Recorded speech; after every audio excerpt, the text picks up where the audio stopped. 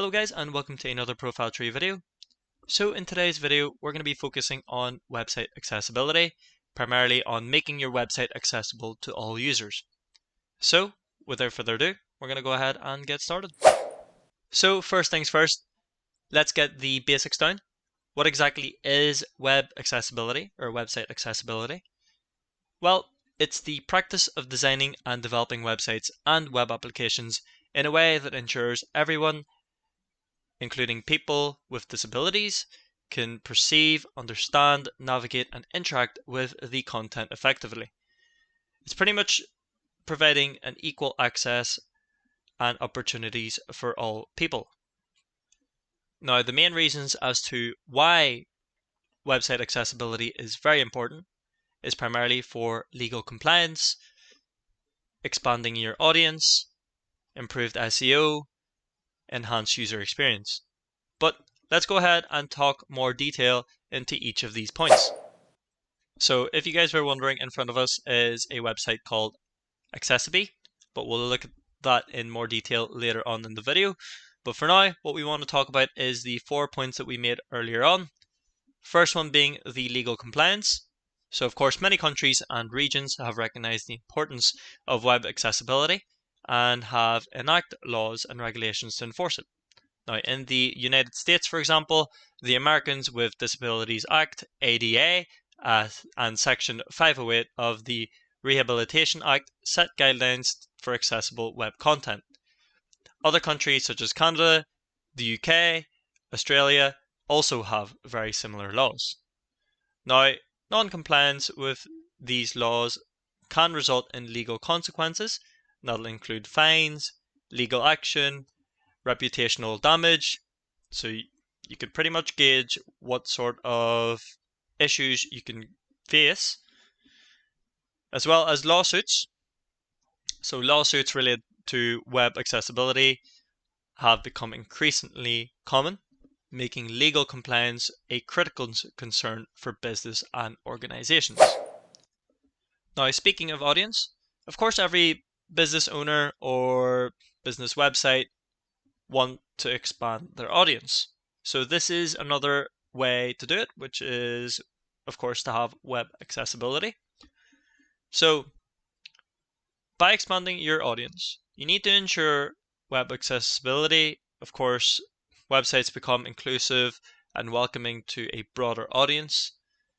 This includes individuals with various disabilities, and this would be hearing, visual, motor, or cognitive impairments.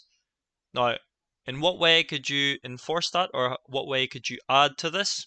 You could have specific keys to enable sound. So if there's, of course, we have Chrome extensions to do so, but if there's code built into the actual website so if you select H, that'll help you hear what paragraphs are on the actual website or the wording of it. It'll activate a voice to read out what's on the website, and that'll be good for people who are blind or who have visual loss.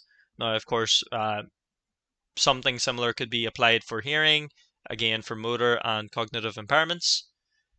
So according to the World Health Organization, so WHO, over 1 billion worldwide live with some form of disability. So designing these websites with accessibility in mind allows this significant portion of the population to access content, products, and services online. Again, you're trying to equal everybody into using the website. So of course, for those who don't have disabilities and for those who have disabilities, you want to make sure that you're including those people to use your website. And another one to focus on as well is that you will be getting improved SEO. So if you do practice web accessibility, they often overlap with good SEO practices. So for instance, providing descriptive alt text for images not only makes your website accessible to screen reader users, but also improves image SEO. Now, as well as this, SEO, or search engines, aim to deliver the most relevant and user-friendly results. So if your website is web accessible, then Google will tend to rank your website a little higher than other ones, especially if it is similar to other websites and it's specified that, oh, this one has web accessibility. So this would be great for users with a disability. So that'll bring it up. Google likes that. Google likes to see that. And on top of that, as a person that owns the website, you'll be seeing lower bounce rates and longer visit durations. Now, you want to completely avoid high bounce rates. That's not good for SEO. And you'll notice as well that a website that is more accessible tends to have better user experience metrics. And as I've stated, as well as the lower bounce rates and the longer visit durations, there's other metrics and factors to consider as well. So overall, these factors can positively influence search engine rankings as well as putting a positive influence towards your website. So just before we take a look at this Accessib website, we'll take a look at our last point, which is the enhanced user experience. So accessibility is not just about accommodating people with disabilities, but it's about creating a better user experience for everyone. So for example, clear and well-structured content benefits all users as it makes information easier to find and understand. Now you also need to think about the keyboard navigation. So a fundamental aspect of accessibility allows users to navigate a website without a mouse. Now this can be very beneficial for individuals with motor impairments and can also be handy for power users who prefer keyboard shortcuts. So overall, you can see that these are just 4 small points in terms of why website accessibility is important. Now, to expand on that, there are several compelling reasons as well, as the ones that we've talked about, which is equal access, your compliance, expanding audience, improved user experience, and SEO. But on top of that, you do have market competitiveness. So as I've stated earlier on, if your website does have website accessibility, that's going to add to the SEO ranking for your website. You need to think about it as a way to make your website more attractable for other people to use. You yourself can outperform competitors who don't prioritize accessibility at all, so that gives you an upper hand for your website. And overall, apart from market competitiveness, you're also thinking about the responsibility and reputation. So if you demonstrate that particular commitment to web accessibility, then you can enhance the company's reputation. And that, of course, can spread the word, the fact that your website or your company, business, or will just have that great reputation. You can demonstrate social responsibility as well. Overall, you're all giving the audience trust, and not just the users, but customers and stakeholders as well. So now looking at this particular website called Accessib, what exactly is it and how can it benefit you as a business or a website developer? Now you might be thinking that sure, you're going to be making your website accessible. However, it's not as easy as changing fonts or changing colors to the website for people who have color blindness, things like that. You need to take into account for several different factors. So the best way to just double check whether a website is accessible or if it does have accessibility is to use Accessib.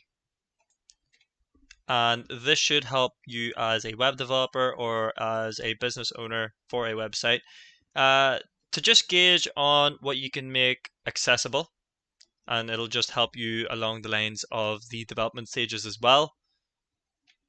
Because we all know as well that there's just far too many different disabilities to factor in, so you can't just be making, as I said, those little simple changes. So anyway, how can we take a look at this? So firstly, let's take a look at the pricing plan just before we hop into it. So if you do get invested into trying out this particular website for Accessib to make your website more accessible, there's a couple of different pricing plans there. So you've got standard, which is coming at $490 per year, advanced, advanced plus, and enterprise. So of course this seems to be the more popular choice, which is the advanced, coming at 1,490, and you could see what it will provide for you. So AI-powered screen reader and keyboard navigation, accessibility widget for UI and design remediation, AI-powered daily compliance monitoring and scans. So overall, what this is going to do is this tool will, as well as checking to see whether the website is accessible, so it's pretty much just an audit. You can see that there's a free audit there. This particular tool will help your website, if it is built in for it, it will help your website to become a little bit more accessible for different and various amount of disabilities. So we can see here you've got priority support and SLA. So these are premium add-ons. Automated Google Analytics. So again, this would be great for SEO. You've got user and team management, multi-account management, API and batch management, as well as monthly remediation report with full documentation. And of course, with the enterprise add-ons, you've got no page limit, testing accounts, and solution engineering. So that just all depends on what plan you go for. But anyway, let's have a closer look as to what you can have. So we've got the Access widget, we've got Access Flow. So AI is of course built into this. Just gives you a general look as to what it will find compliant and what you can find out that is compliant. So we'll do and run an audit now. We'll select a free audit here, and we're going to use ProfileTree as our example for this. We'll use a couple of our internal brands to just double check whether to see if our sites are accessible for people with disabilities. So I've just went ahead and got a link for ProfileTree. So that'll just scan our entire website, just have a look through it. So there's our little website there. So you can see that we are semi-compliant. So you're almost there, but still not compliant. Become accessible, do the right thing, and mitigate legal risks. So what are the issues? We could see here that elements with button functionality should be tagged for assistive technology, which is great. We do have that. It even shows the backend for your HTML and CSS. Buttons cannot be empty, so we're happy enough with that by the looks of things. So good for people with vision impaired and cognitive disability. For the first one, by the way, is motor impaired, vision impaired, and cognitive disability. Now, links, again, great for those who have vision impaired and cognitive disability. We've got the tick box for that. However, we do have an issue for one, which one under clickables anyway, which is links that open in new tabs windows should be tagged for assistive technology. Unfortunately, it is not, so we've got an X for that. So it's showing us the 10 failed elements, and that's what's making it less accessible for assistive technology. Titles, we're happy enough with titles there. We got a score for 75, which is great. So that's what we want to see. So every page should be, or should include, a single H1 title, and that's good for people, again, with vision impaired and cognitive disability. We see the successful elements. Same is applied for titles, so titles cannot be empty. we're happy enough with that one as well. So for what that's reading out is a requirement. HTML title elements H1 to 61 should have text, and it's happy enough for that. And we can also have a PDF report for our email if we want to as well, which is great. We do have an issue here, so requirement elements that visually appear as titles are coded with non-heading HTML tag should include a role attribute that equals to heading or have their tags fixed. You can see built as text tags should be labeled as headings for assistive technology. We have failed on that one. So it's just showing up, which is the failed elements. Usually we can't help that, if that makes sense. You could see for the terms of how the design has been made. So if we take a look at the design here, this is what it's flagging up with sleek and optimized. So it does have its up and downs. Of course, you can't provide for all. I understand how this may be ones for visual or vision impaired. So sometimes if depending on the color as well, it's not really putting out, the fact that this is in bold for people with color blindness, or it could be for those who are not severely blind, but have an issue with reading things. So that could be an issue as well as to why that's been flagged. So as you can see, it's should be labeled as headings for assistive technology, and that's something that we haven't done. And of course, it's listed out the rest here. So we grow businesses to new levels online. So that's all just located within the actual website itself. Overall, nothing too bad there. It's just all with the HTML that's failed. And again, unfortunately, you can't really change as much as you can, depending on the actual site itself, whether you want to stick with this sort of design. If you can just change it to maybe more of a bolder text and have it without these colors, then sure, go for it. However, that is what we're sticking with. Anyway, everything is fine. So titles should have consistency, hierarchy. We're happy enough with that. Now with orientation, we have scored a 67. So interactive elements should be navigable using the keyboard. So this is the only element that we failed on, so it looks like it's to do with the video itself, and I would assume this is the video for the home page. Now, if you do have the issues here, you can go ahead and select fix issues, and of course we can go ahead and trial out the Accessib for free. So looks like it's a 2-minute installation, so we could tag it in for the actual website. So that's just some of the businesses that have accessibility like that. But anyway, going back, you can see that we have active pop-ups. So currently sort of a neutral, so it's neutral score. These elements aren't present or irrelevant for the site, so it's happy enough in a sense. We got a good score here for successful elements, for all the interactive elements as well. We're happy enough with that. So you can see where it goes through menus. You've got menus there. So you've also got graphics, forms, and document, and so on. So I can go on.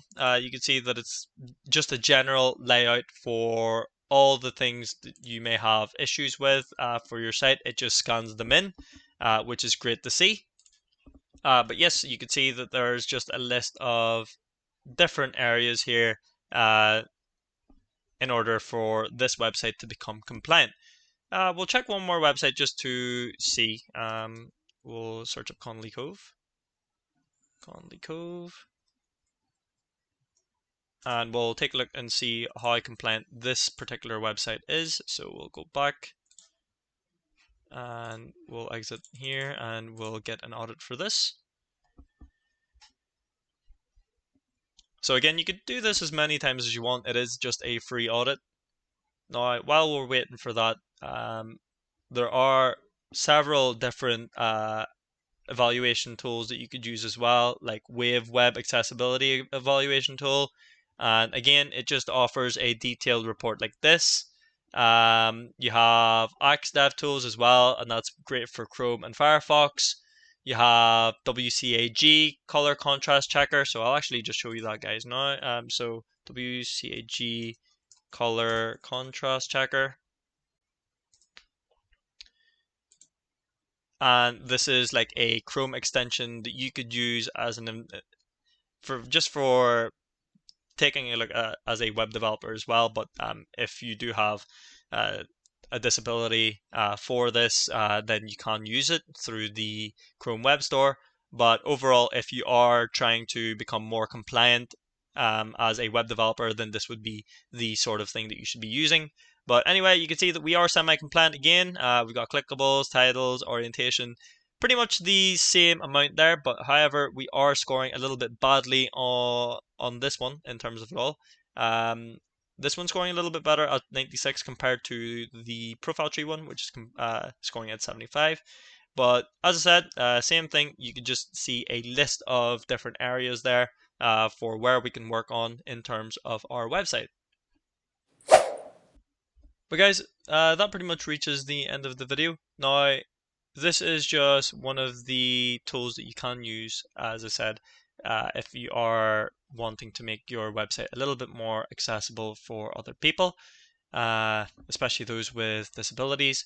Now, just note again that you are enhancing SEO, you're creating that market competitiveness as well. Other people have created as well. You can see that our website's semi-compliant.